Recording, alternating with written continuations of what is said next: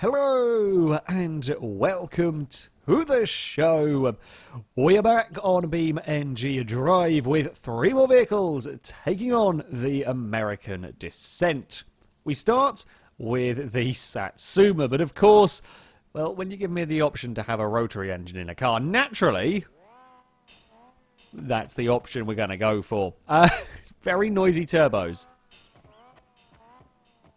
There's a lot of turbo noise going on. Either way, we are going to try and take the Satsuma down this road as quickly as possible. It is a notoriously oversteery vehicle, this one. Rear-wheel drive as well, probably not going to help matters. Oh, we've spun already. There might be a lot of spinning, and then a fair bit of rolling after the spinning. Okay, I mean, the speed can be taken through Daytona. However, we're going to be very, very careful with the throttle out the other side. Up over Panorama we go towards the Kilolot jumps. I think we might be about to have a very big crash. I think we've broken our suspension across the first part of the Kilolot jumps anyway. And then we were going to have a big crash. Down the other side we go.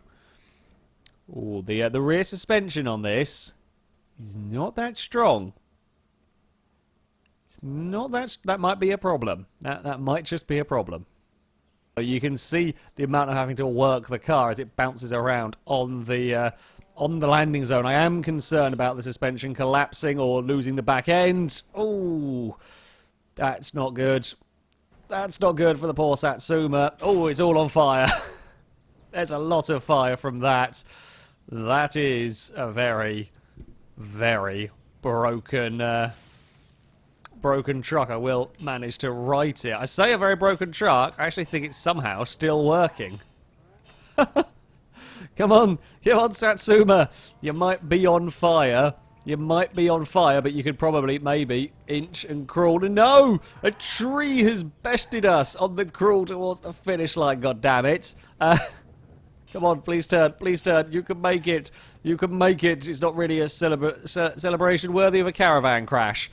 But it did make it, despite the huge amount of damage and the rather large amount of fire. But I think a Mighty Wing would be somewhat good on this, although, oh, we've rolled on the way into Panorama. That's a first. That is a first. Bye-bye, truck. Bye-bye, truck. Ow. That's a very dead Satsuma. Well, at least we are finding new places to roll. It would be boring if we had just the same old places to crash cars every run, every episode.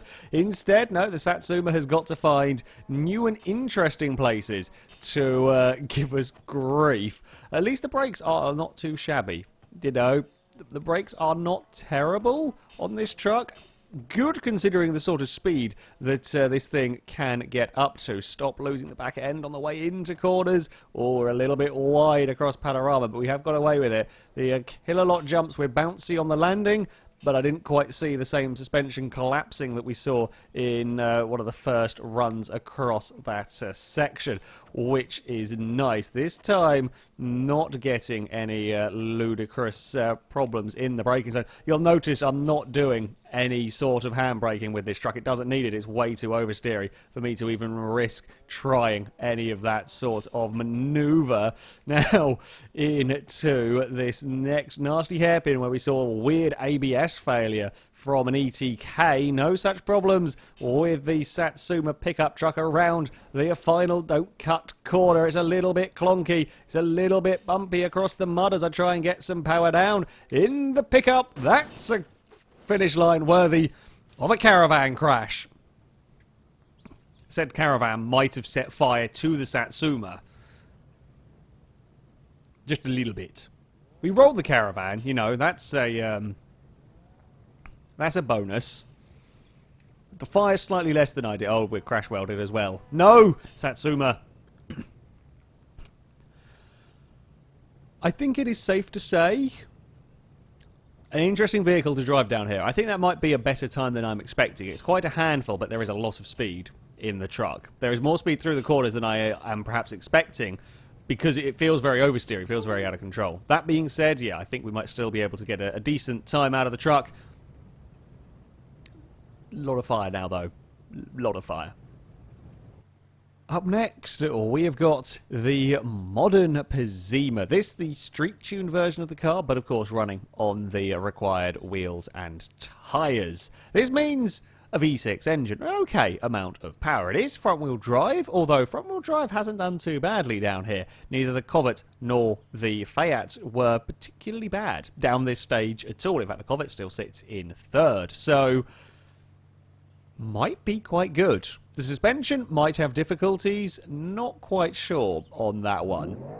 We will have to, well, fire the car at the course. We should be a little bit more composed, I would hope, perhaps, than in the Satsuma. Can we be flat through Daytona? Yes, indeed we can, but we're not going to be as fast. Interesting. We will be easily flat through Daytona, but we're not as fast into the braking zone. We're only 61 miles an hour in the Pizima. Can we be flat on the way up over Panorama? No, that was quite a lot of understeer. Oh, I'm not steered that one back across enough for the Kilolot jumps. Ooh. Ooh, there's more fire. There's another car with plenty of fire going on. I think it is still going to amazingly... Oh no, I forgot about the tyre eating rocks. Limp your way. It might set a new... It might actually set a record for fastest time down the mountain. It did involve a lot of shortcutting. But there we go. I don't know how the hell that's even working anymore now. That's... barely resembles a Pizima at all. Panorama we can't quite be flat out through, which is a little bit of a shame. Or maybe we can with a better line. I don't know. We'll have to try a little bit. The Daytona, yeah, no problem. Oh, 67 miles an hour into the Hammond hairpin, but that was too much because I can't stop. I can't stop into the Hammond hairpin. We've fallen off the cliff. Less fire and less rolling in this one, but bugger. On wide Panorama again. We can bring it back though. Across the Kilolot jumps we go. Oh no, we almost caught it. Oh, that was a very vicious hit. That is the most vicious hit we've had on the landing of the Kilolot jumps, that's for sure. We got them right. It just hit and pinged back up and over. Well, I say back up and over. I managed to catch it initially, but in all the saving to catch it with it overcorrected, and still managed to end up on our roof eventually. That's a vicious bounce. Turn it a bit earlier. Can I get... I can't get it flat, but I can carry a bit more speed up over Panorama, although we're wide on the Kilolot jump. Oh, I thought I was being clever there. I wasn't. It was all about trying to kind of minimize the... minimize the turn at Panorama, but oh, those rocks down there are horrendous. We are actually again going to drag the car out, although we dragged the car out up until the point where we then got it stuck in the mud. One wheel does steering, the other wheel does drive. Unfortunately, that's not coming out of the mud anytime soon. Less issues this time around with the Pizima as we throw it through the hairpin. Actually, very, very nicely done through there. I'm going to end up maybe slightly cutting. Don't cut. Oh, it's a little bit too much. Oh, yep, that's why you don't cut. That's exactly why you don't cut. I wasn't even really off the circuit, but it was just enough. Puts the Pizima up on two wheels, carted wide, and somehow, and I'm not sure how, we've managed to end up on our roof again. Well, Don't Cut has been living up to its name, as has the Kilolot jumps. Elsewhere, though, the Pizima feels like a pretty good car to drive, actually, down here. Not sure how comparable it's going to be in terms of lap time. There's a lot of speed into the Hammond hairpin. We can get away with it, actually. It's a late apex on the exit there, but we have got away with it. Yeah, it doesn't feel spectacular, but that can often be a good sign. If the car doesn't feel ludicrous down here, consistency, smoothness can get you a good stage time, and that's what I'm hoping for with this. It's not dramatic like the Satsuma, but then it is easier to, well, you know, manage, and actually easier to get speed out of the car. Even if it is a little difficult to chuck it into some of these hairpins. That was much better through there. I'll give it a very wide berth. Oh, God, through Sebring there. It's a horrible corner. It really is. It's so bumpy down that part. Now, we haven't had any issues with the brakes today into that hairpin. Didn't quite get the back end turned as much as I would like. We're definitely not going to cut. Don't cut after what we witnessed last time. Through the mud we go. Now it is just the run across the line into the Caravan. We hit the Caravan with a decent amount. In fact, we wear the Caravan. We bring the Caravan with us. Apparently, we are Caravan vehicle now. It really doesn't want to come off the Pazima. Uh-oh.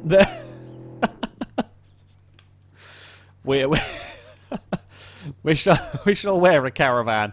Sure, that's totally the best plan there. Yeah, felt like a good front-wheel drive car. Suspension, unsurprisingly, did struggle a tad going down that stage.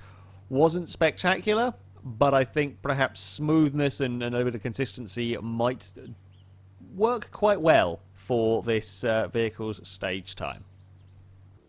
The final vehicle to tackle this stage today is going to be the Sunburst Rally Car. This stands a pretty damn good chance of going to the top of the table. The I-Series Rally Car currently leads the way. This might, just might, be able to displace that car. It's not quite as ludicrously quick as the hill climb cars, but potentially, oh god, a bit faster than a lot of cars I've driven lately, apparently. It's been a while since we've fallen off the cliffhanger hairpin, or the cliffhanger tailway. It's not a great start for the Sunburst, I will, I will be honest. Okay, so we have a lot of speed. We have an awful lot of speed, so it might not be a bad idea to be a little bit careful with the car. We can't be flat out in places where we have been previously, just because we're going very, very fast. Oh dear. Wasn't ready for that one either. Okay, there's a lot more speed in this car than the other stuff I've driven today. We've lost a wheel again, and we're parked perfectly on our roof once more. Many rolls in this episode. Plenty of traction to be throwing the car around. We can chuck it in sideways to these turns and it will be fine with dealing in all of that. The Kilolot jumps. Kilolot jumps I think might have broken something in that. That doesn't feel quite right in terms of the old driving. It might have pinged back out whatever went in that. Oh god. Something's not right in the car. I don't know what it is. I think that rear left wheel might be at a funky angle. I think it's kind of got some positive camber when it shouldn't have. Or something's twisted in the back of that car, and while it's still perfectly drivable, you're not going to be getting a competitive run with the car feeling that wonky. So, yeah, a little bit sideways, a little bit out of control across the Kilolot jumps, and something got buckled. After all the cars that I've driven down here, a proper rally car, when you can really chuck it into the hairpins, is so very nice. Kilolot jumps, we are better across them this time. No, we're not. No, we're not better across them that time around. Oh, we got the first part perfect. The first part was going very, very well.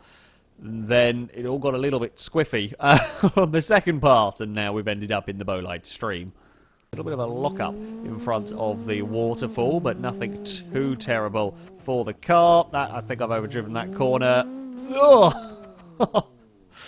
Tried to hold it. We couldn't quite do it. Oh, and there goes another front wheel. Okay. Yeah, too late. Again, it was just too late on the brakes. I thought I might be able to get away with holding that one with some big slides. The answer to that was categorically no, and now we are stuck in the forest. Again, I think we might make it to the finish line. And good thing, because apparently I forgot to reset the Caravan. So at least now I have remembered that we need to reset the Caravan. Bop! Extra bop for the Caravan. It's going to be sideways up. Panorama. Can we get the Kilolot jumps sorted? No, that's broken again. It's not even tracking straight that time. Wow, that's very brave. I'm going to show you how broken this one is. I mean, okay, right. If we park it up here, I'm not going to touch the steering. Not touching the steering. Not touching the steering whatsoever. we've got to hit those killer... That's 14 miles an hour and we fell over. We really got to hit... Yeah, you can see what it's done to that front. We've got really hit the killer lot jump straight. Otherwise, we're bending bits in the car that shouldn't be bent. Well, weird to be saying this. However, the rally car is having some real struggles with its suspension. Now, it might be because we are now attacking the jumps with a lot of speed in this car compared to some of the other vehicles, but this is having some real grief dealing with the killer lot jumps, which seems strange to me. Seems unlikely that it would be this in comparison to, well, you know, the street-tuned Pazima, for example. Okay, that did bounce up and flip once, but that didn't have issues with the wheels, well, stop pointing straight, bending bits. So I'm going to actually have to be a tad more careful across the killer lot jumps. I mean, it's easy enough to do, don't get me wrong, but yeah, it's an unexpected thing. Chuck it into first through there, keep the revs up before we get into second. We could probably even chuck it through sideways through Sebring, mitigate the worst of the bumps. Nicely done for the sunburst. Oh, it's going to be a big ask into this next hairpin. We have, though, got it stopped. Just don't cut to go this time around. We're going to be sliding our way through don't cut. In fact, we got away with clonking the bumps. Oh, that was very, very good across the river. There's a lot of speed across the line. We punch clean through the Caravan for the sunburst. The toilet comes to rest quite well in shot. Hold on. There we go. Well done, toilet. It wanted its moment on the camera. That was a very quick end to that run. That was a very quick run. Certainly the end. I would imagine overall that was a pretty damn quick time. Kind of through Sebring, the slide through Sebring really helped the car get out the other side. Those last couple of corners were fantastic. The sunburst was massively impressive in its jump through the kind of muddy river crossing boggy part after don't cut. It really didn't have any problems whatsoever there. And a lot of acceleration towards the line. Interesting about its oddly fragile suspension if hitting just the wrong way. Like, the suspension very, very good through that later sections, but the killer lot jumps posed some issues for the rally car. However, yeah, I'm expecting that to be a pretty damn fast time. On to the results, and we do indeed have a new leader. The Sunburst Rally will go to the top of the table, just over 2 seconds clear of the I-Series. It felt like a very good run indeed. That one, the Sunburst, mighty quick, as you might expect. Of course, perhaps not so surprising for a car designed for rally racing. We do have to go a bit further down to find the Pazima, the street-tuned car. Goes into 9th place, a 116.4. I mean, it's only 0.4 of a second down on the Bowline rally car, which is not too bad whatsoever. And it is very close still, very close indeed in the whole mid-table. Sort of a couple of seconds down on the Fiat 1, sort of all in that area. The Satsuma is at the bottom of the table, a 118.5 for the rotary pickup truck. While it was pretty fast in a straight line, it was a bit too difficult to get it through the corners. So yeah, perhaps not so surprising to see that at the bottom of the leaderboard. That, though, is going to be it for this episode. As ever, I shall link all the mods used in the description, so you can download them and have a go with them yourself. But thank you very much for watching, and until next time, goodbye.